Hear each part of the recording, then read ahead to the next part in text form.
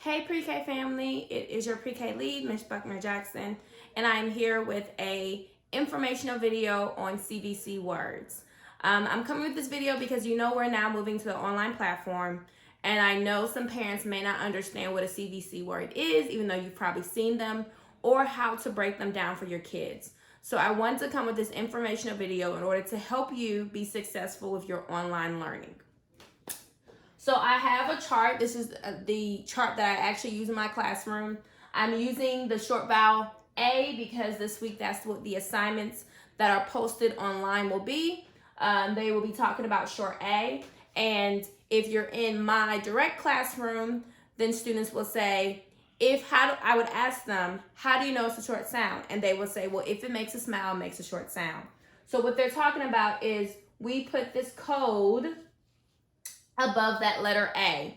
And for the pre-K kids, I just call it a smile because it's easier for them to learn it and it actually rhymes. So they know if it makes a smile, it makes a short sound.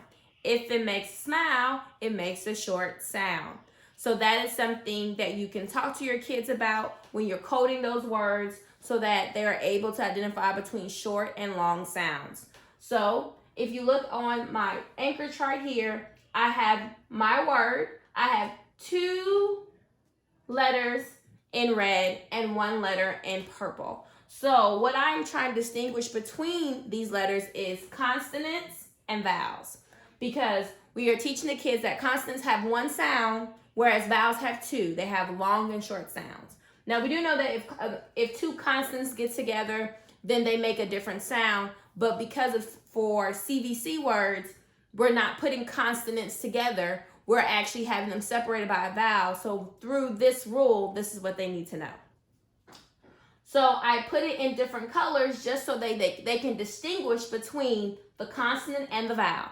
And I will ask them, well, which ones are the consonants? And they will tell me C and T. Well, which one is the vowel? Well, they will tell me A, because I'm trying to get them to understand the different types of letters. All right? So I normally would have a pointer. I don't have my pointer today, so what I have been using is this wonderful letter opener. And I'm going to show you the process of how I do it so that you can do this at home. So I would point to it and say letter. They would tell me C. And then I would ask them sound. They would say K. Letter A. Sound A. Letter T. Sound T. Okay? Then I will go back through it and say each individual sound. K, at, k, at, k, at. All right? Because I want to make sure that I'm hearing those individual sounds before I start putting sounds together. Then I'm going to go to my next level here. As you can see, the C and the A are kind of close to each other, and the T's on this other side because I'm going to blend to the vowel and make my sound. Cat, cat, cat, cat, cat, cat, cat, cat, cat, cat. And then I would ask them, class, what is my word? And they would tell me cat. My word is cat. Now at this time, I will go on and I would pull up a picture of a cat. So I'm using my laptop here, and I'm just pulled up some pictures of some cats. And that way they're able to actually see what a cat looks like, just in case they don't know what a cat is. Most kids have seen a cat before, but I just want to make sure. I don't want to assume that they have seen it. And I want to go ahead and upload that. Okay? So then I would be done with. I would then write my word together in a different color, because now they know that we've put that word together. And we're all ready to go on to the next one. So then I would go do the same process again. I would say letter. They would tell me H, sound, letter A, sound A, letter T, sound T. Then we would say the individual sounds. H, at, H, at, H, at. Then we will blend our first CV, our first consonant, to the vowel. Ha, ha, ha, ha, hat, hat, hat, hat. And then I would ask them, what is the word class? And they would tell me my word is hat. And then I would write it over here by itself together. And then I would go back and do the same thing. I would pull up some hats and I would show them some hats so that they are making a connection, a visual connection to what I'm actually talking about. All right, here's our last one.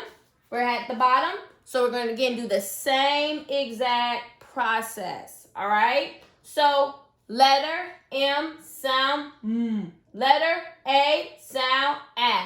Letter T sound T. M. At. M. At. M. At. Okay. Now we're going to blend to the vowel. Ma. Ma. Ma. Ma. Ma. T. Ma. T. Ma. T. What is my word, class? Well, then my word is mat. So I'm pulling up again, going back to my laptop. I'm going in and putting mat, and I am pulling up a picture of a mat so that they can see that. So I was showing, well, these are mat.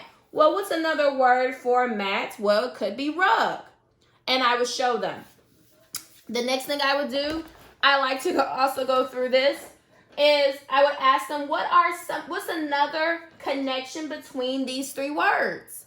And another connection is that these are also rhyming words. Cat, hat, mat.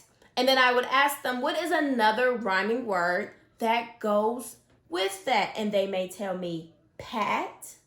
They may tell me lat. And not all these words have to actually be an actual word. We want to get them in the process of rhyming. So after I go through the process of sounding out the words, I normally ask them for a rhyming word, and we're making that connection. Another question, and these are just questions to help them really understand and be thinking. I may say, what is another connection between all of these words? And they can tell me, well, they all have the vowel sound A. They all have the short A vowel sign. And I'll be like, yes, that is a connection. What's another connection between these words? Well, Miss Jackson, they all end in A-T. A-T, A-T. And I would say again, yes, that is another connection. So we want to make sure we are engaging students. We're asking them questions so that they're thinking not just about the process, but there's other skills that you can pull them in with going through this.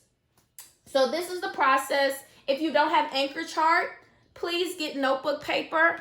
I have notebook paper right here. I can do that same process at the kitchen table with notebook paper. This is the normal way I do it because I have a class of 16 to 18 kids in my room at a time.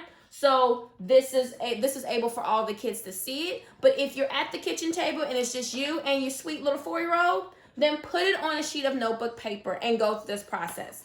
Another tip before I log off for you today is going to be to start with one vowel sound and work with that vowel sound for a week or two.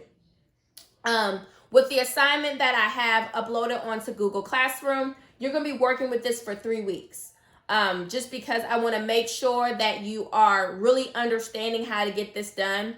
And then after that, we're going to do another vowel sound. I will post other videos with the other vowel sounds so that just in case your scholar is able to pass through A and they've got it and they don't need A anymore, I am going to also be putting up the other short vowel sounds, as well as by the end of the 3 weeks, I will start talking about long vowel sounds. Now, none of the scholars have started long vowel sounds, so I'm going to really need you parents to make sure you are propping you and your scholar in front of this video and they are following along with me so that we can get it done. All right, I hope this video helped you out. Again, I am so excited about this online learning, that you're staying connected. Even though I miss my scholars and I wish I could be there with them physically, we want to make sure we're staying safe. Please, again, stay connected to the online portal for more goodies and more information. Until then, it's your pre-K lead, Ms. Buckner Jackson.